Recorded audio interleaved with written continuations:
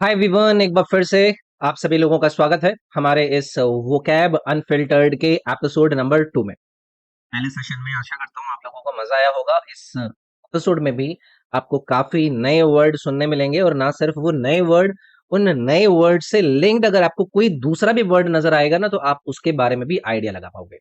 तो चलिए डिस्कशन को शुरू करते हैं। सेशन पसंद आएगा तो इसको लाइक जरूर करना है, चैनल पर नए हैं तो सब्सक्राइब जरूर करना है। तो पहला वर्ड हमारे सामने है एंटिबलम। एंटिबलम में आपको दो वर्ड नजर आ रहे हैं। पहला कौन सा? एंटी, ये जो ANTE नजर आ रहा है, और प्लस साथ में क्या है? बेलम, BELLUM। एंटी का मतलब क्या होता है? कोई चीज जो पहले हुई है, यानी कि बिफोर। और ये जो बेलम आपको सेकंड पार्ट इस वर्ड के अंदर दिया गया है, इसका मतलब होता है वॉर, यानी कि युद्ध। तो अब आप मुझे बताइए कि इस शब्द का मतलब क्या निकल रहा होगा। तो इस वर्ड का जो कोर आइडिया है ना, वो है किसी भी युद्ध के पहले का समय, किसी भी वॉर के पहले का टाइम। ठीक। तो यहां पर मीनिंग क्या हो गया? A war begins. एग्जाम्पल के तौर पे आप यहां पर देखिए, द काम before a battle, when आर्मीज prepare silently. वो क्या है आपका? ये एंटेबेलम। तो ये वन वर्ड सब्स्टिट्यूट के रूप में भी आप लोगों से पूछा जा सकता है। इसको याद रखने की ट्रिक याद रखिएगा। आप लोगों को सोचना है कि जो घंटी है ना, वो वॉर की बेल बजने वाली है, लेकिन अभी नहीं बजेगी। ठीक है, वो अभी नहीं बजी। तो जो टेंशन वाला मोमेंट है ना, जिसके अंदर वॉर की घंटी बजने वाली है, वो टेंशन वाला मोमेंट घंटी बजने से पहले का, वही आपकी एंटी बेलम है। यानी कि एंटी प्लस बेल। तो वॉर से पहले की जो घंटी है वो हमारी एंटीबेलम, यानी कि युद्ध से पहले का समय हो जाएगा। ठीक। यानी कि वॉर स्टार्ट होने से पहले का जो एक पूरा का पूरा पीरियड था। अब यहां पर देखो, कुछ एग्जांपल्स मैंने आपको दिए हैं।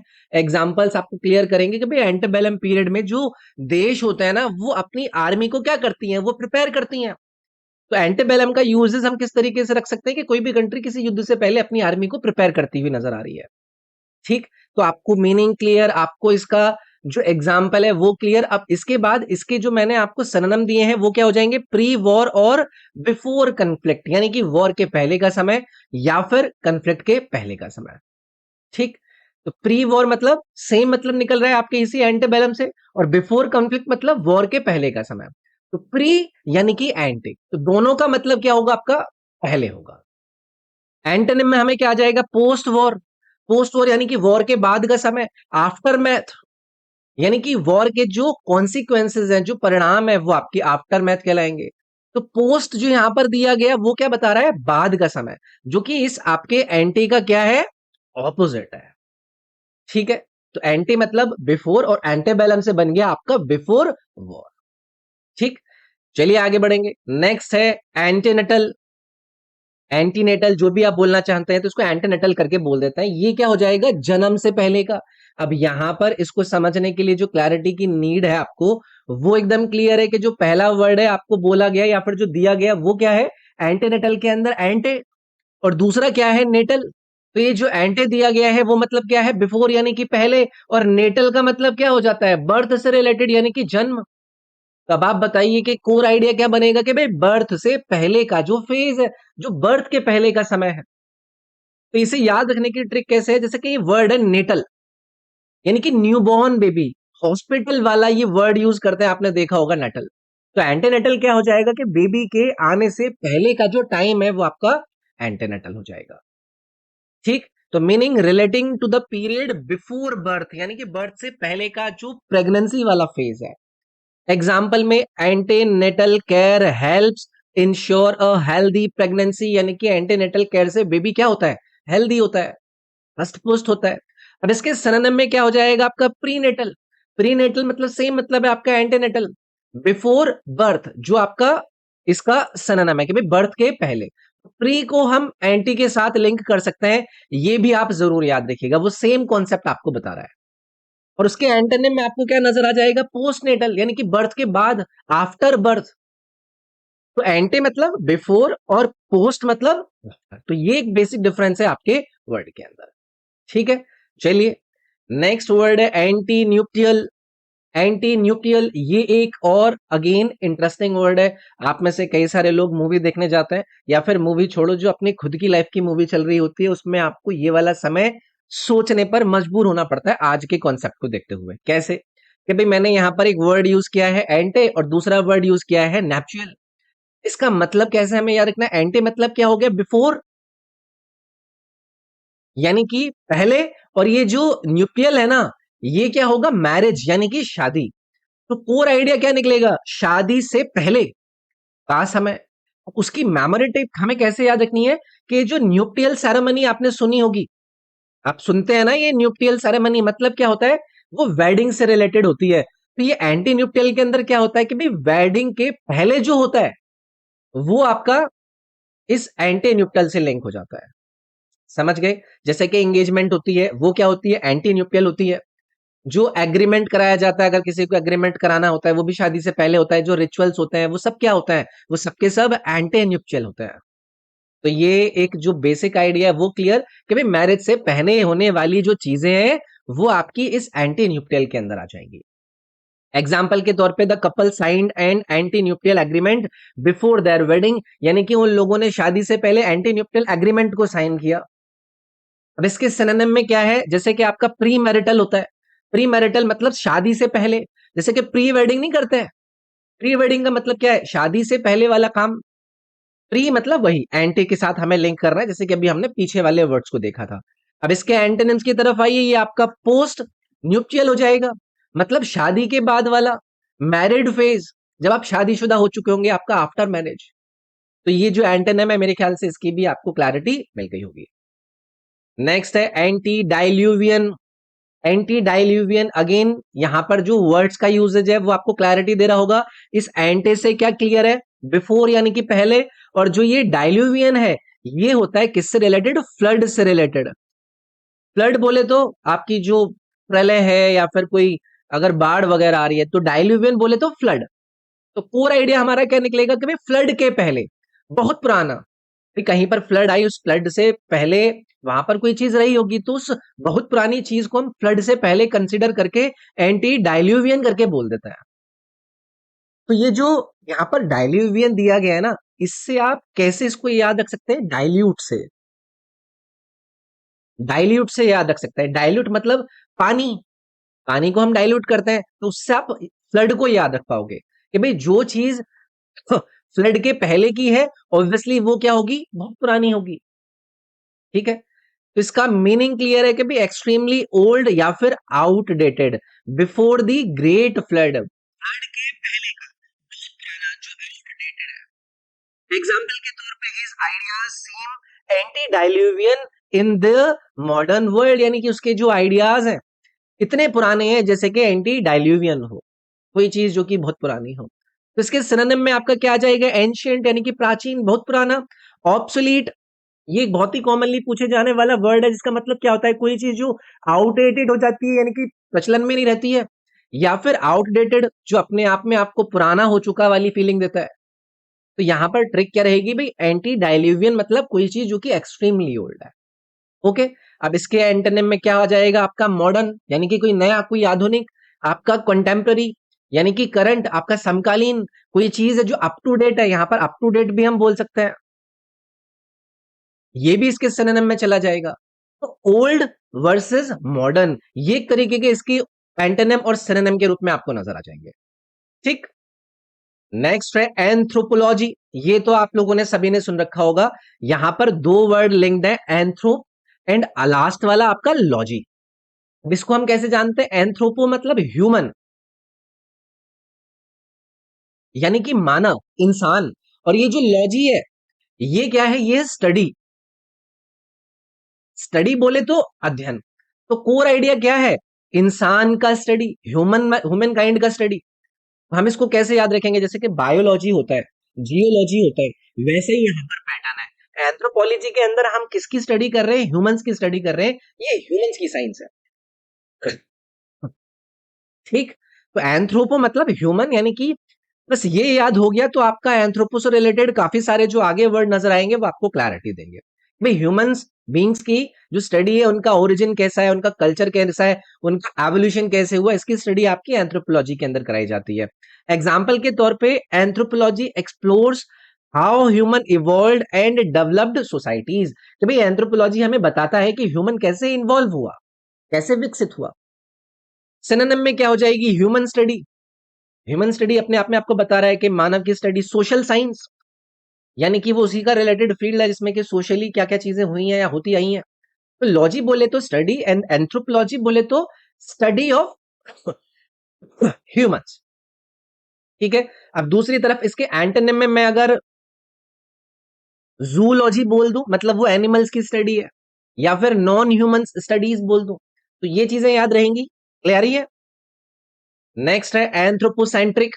एंथ्रोपोसेंट्रिक, यहां पर आपको एंथ्रोपो नजर आया, एंथ्रोपो बोले तो ह्यूमन, एंथ्रोपो बोले तो ह्यूमन, एंड सेंट्रिक मतलब सेंटर, यानी कि सेंटर में, केंद्रित।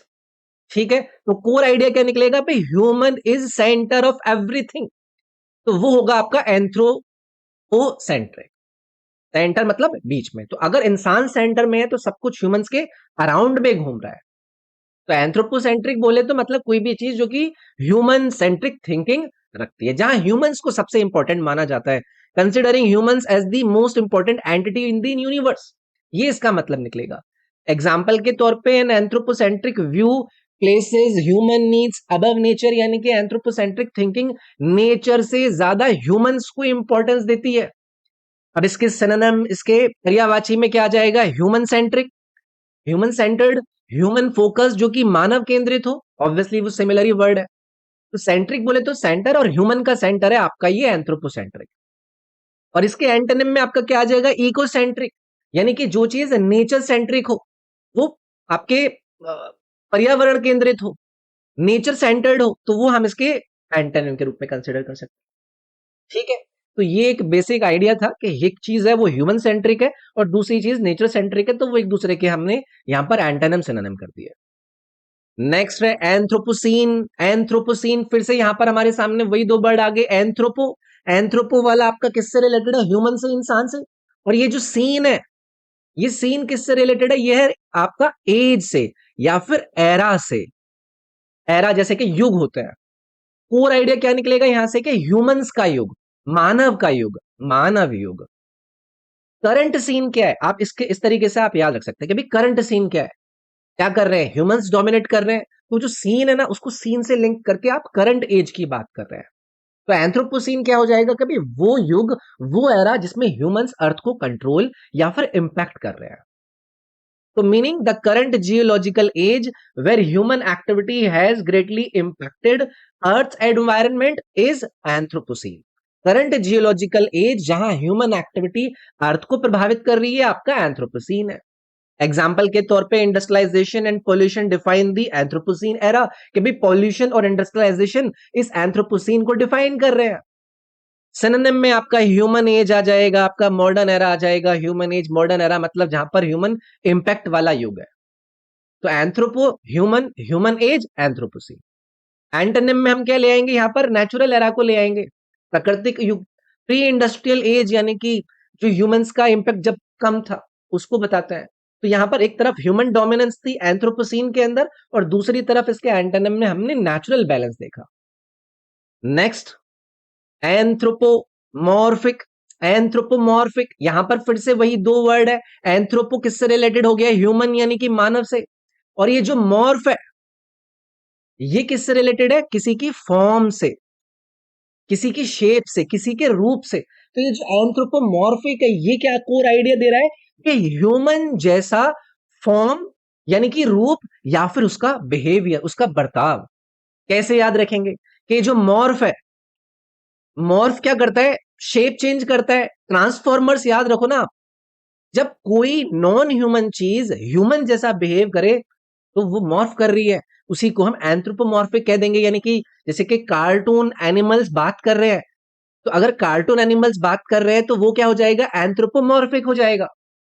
तो meaning clear, having the appearance और कैरेक्टरिस्टिक ऑफ ह्यूमन, यानी कि ह्यूमन के जैसा अपीयरेंस या फिर बिहेवियर शो करना आपका एंथ्रोपोमॉर्फिक कहलाता है।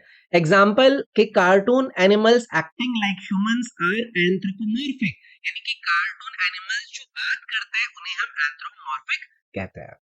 सिनोनिम में हम क्या ले जाएंगे, ह्यूमन लाइक, मानव जैसा। पर्सोनिफाइड, जो एक ह्यूमन जैसा बिहेवियर कर रहा हो। तो मॉर्फ क्या है, वो शेप से रिलेटेड है। तो मॉर्फ इक्वल्स टू शेप, जो कि ह्यूमन की शेप बता रहा है वो आपका एंथ्रोपोमॉर्फिक बता रहा है। और इसके एंटोनिम में क्या आ जाएंगे, जो चीज नॉन ह्यूमन है वो नेचुरल है, वो आपकी इसका एंटोनिम हो जाएगी, इसका विलोम हो जाएगी। ठीक, नेक्स्ट वर्ड एंथ्रोपॉइड। एंथ्रोप तो क्लियर है। अब ये तो क्लियर है ना कि यहां पर जो कोर आइडिया है उसमें ह्यूमन होगा। अब ये जो एंथ्रोप के बाद आपका ओ आइडिया है, ये बताता है मतलब लाइक, के जैसा, रिजेंबलिंग, किसी के जैसा मतलब ऑइड। तो ह्यूमन जैसा दिखने वाला एंथ्रोपॉइड। क्लियर, ऑइड मतलब एंड्रॉइड से आप लिंक कर लो, रोबोट जैसा ह्यूमन।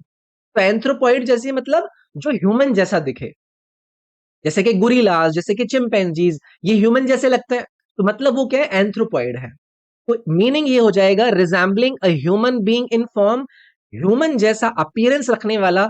स्पेशली जो ये एप्स होते हैं वो आपके एंथ्रोपॉइड कहलाता है। Gorillas and chimpanzees are anthropoid. Synonym में क्या आ जाएगा इसमें, आपका ह्यूमन लाइक, ह्यूमन जैसा, ह्यूमनॉइड, ये भी आपका ह्यूमन जैसा है। तो ऑइड मतलब लाइक, जैसा। तो ऑइड और लाइक याद रखिएगा, और ह्यूमन लाइक मतलब एंथ्रोपॉइड।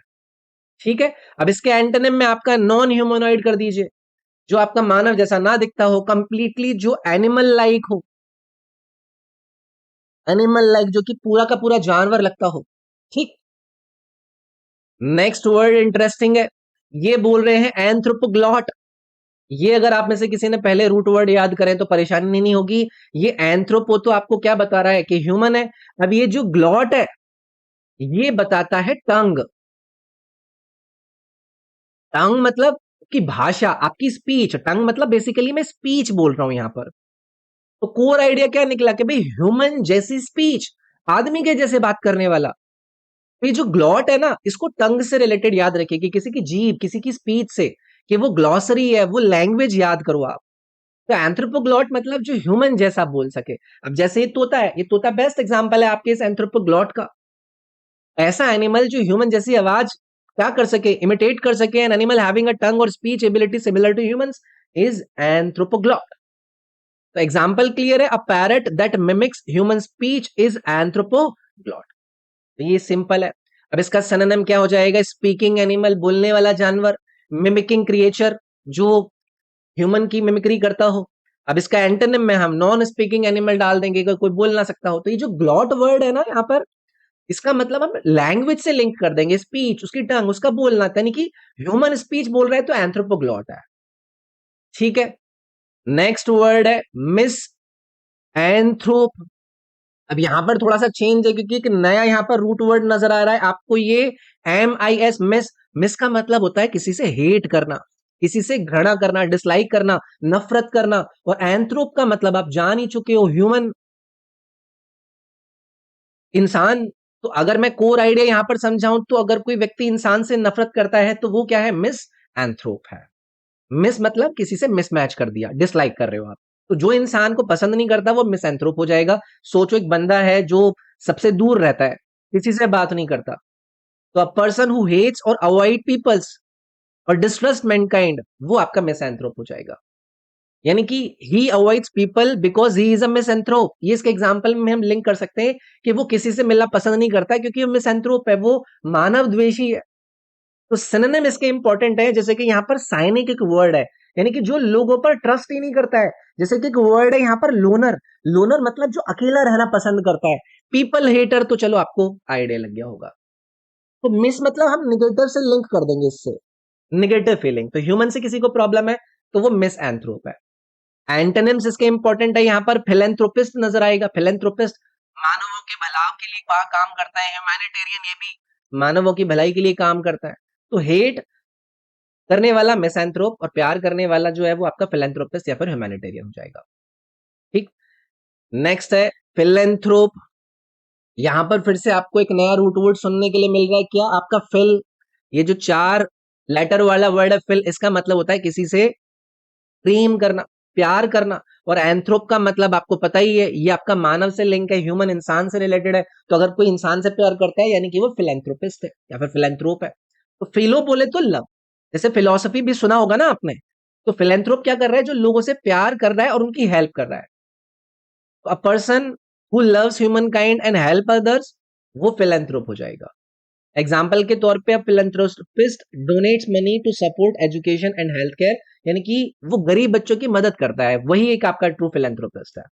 अब इसके सिनोनिम में आपके ह्यूमैनिटेरियन आ जाएंगे, ऑल्ट्रुइस्ट एक अच्छा वर्ड है यहाँ पर, बेनिफैक्टर ये भी एक अच्छा वर्ड है। आप देखो यहाँ पर इनको एक्सप्लेन इसलिए नहीं कर रहा हूँ क्योंकि ये आगे भी आएंगे, वहां पर भी इनके ऊपर भी हम रूट वर्ड डिस्कस करेंगे। बट फिलहाल आपने इस फिल से रिलेटेड इस लव को जान लिया कि अगर कोई लव एंथ्रोप है, फिलैंथ्रोप है, तो ह्यूमंस के लिए वो काम करता है, ह्यूमंस की भलाई के लिए काम करता है।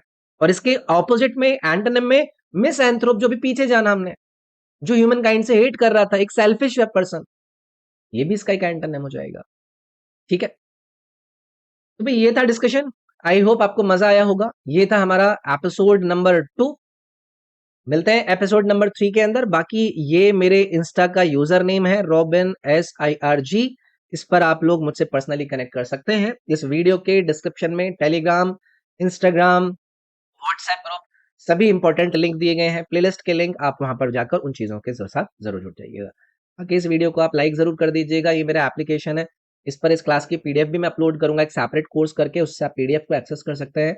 बाकी आगे टाइम मिलेगा तो इन वर्ड्स को हम क्विज फॉर्मेट में भी वहां पर डाल देंगे, बट वो उसमें टाइम लगेगा। ठीक है, तो चलिए आज के लिए फिर इतना रखते हैं, मिलते हैं नेक्स्ट क्लास में। Thank you, take care, bye bye.